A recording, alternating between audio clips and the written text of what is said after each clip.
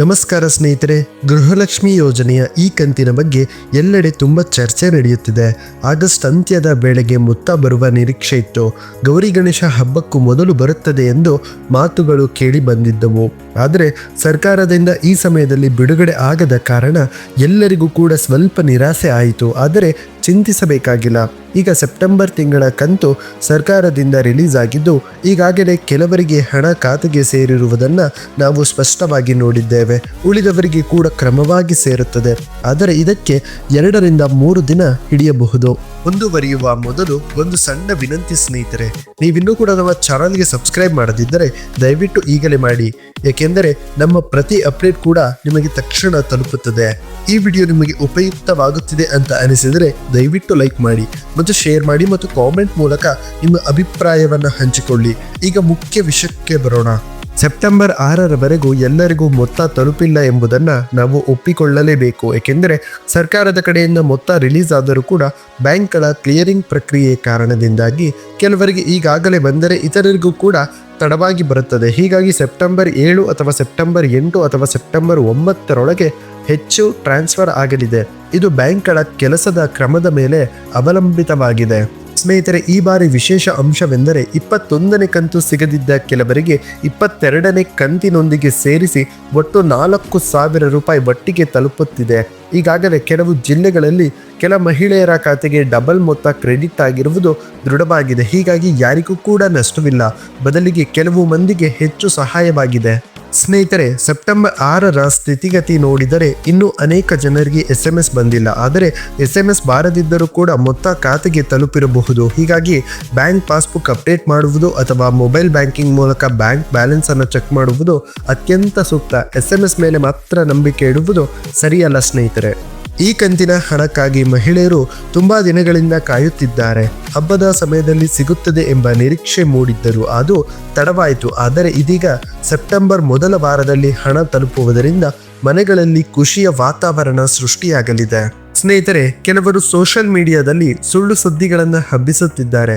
September ತಿಂಗಳಲ್ಲಿ ಮೊತ್ತ ಬರೋದಿಲ್ಲ ಎಂದು. ಆದರೆ ಸರ್ಕಾರದ ಕಡೆಯಿಂದ ರಿಲೀಸ್ ಆಗಿರುವುದರಿಂದ ಇದು ಸುಳ್ಳು ಎನ್ನುವುದು ಖಚಿತ. ಸರ್ಕಾರದಿಂದ ಬರುವ ಹಣದಲ್ಲಿ ಯಾವುದೇ ಅನುಮಾನವೇ ಇಲ್ಲ. ಕೆಲವರು ಹೇಳುತ್ತಿರುವಂತೆ ಹಬ್ಬಕ್ಕೆ ಸರ್ಕಾರ ಹಣ ಕೊಡಲಿಲ್ಲ ಎಂಬ ಮಾತು ಸತ್ಯ.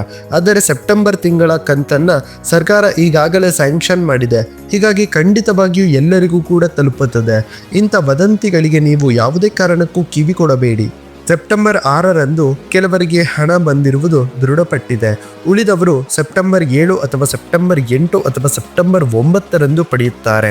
ಸರ್ಕಾರದ ಕಡೆಯಿಂದ ರಿಲೀಸ್ ಆದ ಬಳಿಕ ಪ್ರತಿ ಬ್ಯಾಂಕ್ ಮತ್ತು ಬ್ರಾಂಚ್ ಕ್ಲಿಯರಿಂಗ್ ಮಾಡಿದ ಕೂಡಲೇ ಎಲ್ಲರಿಗೂ ಕೂಡ ಖಂಡಿತವಾಗಿಯೂ ಎಲ್ಲರ ಖಾತೆಗೂ ತಲುಪುತ್ತದೆ. ಹೀಗಾಗಿ ಎಲ್ಲರಿಗೂ ಕೂಡ ಒಂದೇ ದಿನ ಸೇರುವುದಲ್ಲ, ಇದನ್ನು ಕೂಡ ನೀವು ನೆನಪಿನಲ್ಲಿ ಇಟ್ಟುಕೊಳ್ಳಬೇಕಾಗುತ್ತದೆ. ಸ್ನೇಹಿತರೆ, 21ನೇ ಕಂತು ಸಿಗದಿದ್ದವರಿಗೆ ಈ ಬಾರಿ ಡಬಲ್ ಮೊತ್ತ ತಲುಪುತ್ತದೆ. ಅದು ಸಾಕಷ್ಟು ಮನೆಗಳಿಗೆ ಸಹಾಯವಾಗಿದೆ. ಮಕ್ಕಳ ಶಿಕ್ಷಣ, ಔಷಧಿ ಖರ್ಚು, ಮನೆ ಬಳಕೆ ಎಲ್ಲದಕ್ಕೂ ಕೂಡ ಇದು ಉಪಯುಕ್ತವಾಗಲಿದೆ. ಸರ್ಕಾರದಿಂದ ಬರುವ ಈ ಹಣವನ್ನು ಸರಿಯಾದ ರೀತಿಯಲ್ಲಿ ಬಳಸುವುದು ನಮ್ಮ ಹೊಣೆಗಾರಿಕೆ. ಕೆಲವರು ಈ ಹಣವನ್ನು ವ್ಯರ್ಥ ಮಾಡುವುದನ್ನು ಬಿಟ್ಟು ನಿಜವಾಗಿಯೂ ಅಗತ್ಯವಿರುವ ಕಡೆ ಬಳಸಬೇಕು. ಸರ್ಕಾರದ ಉದ್ದೇಶವೂ ಕೂಡ ಅದೇ. ಸೆಪ್ಟೆಂಬರ್ 6ರ ಪರಿಸ್ಥಿತಿಯಲ್ಲಿ ಇನ್ನೂ ಅನೇಕ ಜನರಿಗೆ ಮೊತ್ತ ಬಂದಿಲ್ಲದಿದ್ದರೂ ಕೂಡ ಸರ್ಕಾರ ಇದೀಗಲೇ ರಿಲೀಸ್ ಆಗಿರುವುದರಿಂದ ಖಚಿತವಾಗಿಯೂ ಮುಂದಿನ ದಿನಗಳಲ್ಲಿ ತಲುಪುತ್ತದೆ. ಹೀಗಾಗಿ ಆತಂಕ ಪಡುವ ಅವಶ್ಯಕತೆಯೇ ಇಲ್ಲ. ಕೆಲವರು ಬ್ಯಾಂಕ್ಗಳಲ್ಲಿ ಎಂಕ್ವೈರಿ ಮಾಡುತ್ತಿದ್ದಾರೆ. ಅಲ್ಲಿ ಕೂಡ ಕೆಲವರು ಸ್ಪಷ್ಟವಾಗಿ ಹೇಳಿದ್ದಾರೆ ಟ್ರಾನ್ಸ್ಫರ್ ಆಗಿದೆ, ಆದರೆ ಕ್ಲಿಯರಿಂಗ್ ಆಗಲು 2 ರಿಂದ 3 ದಿನ ಹಿಡಿಯಬಹುದು ಎಂದು. ಹೀಗಾಗಿ ನೀವು ತಾಳ್ಮೆಯಿಂದ ಕಾಯಬೇಕಾಗುತ್ತದೆ.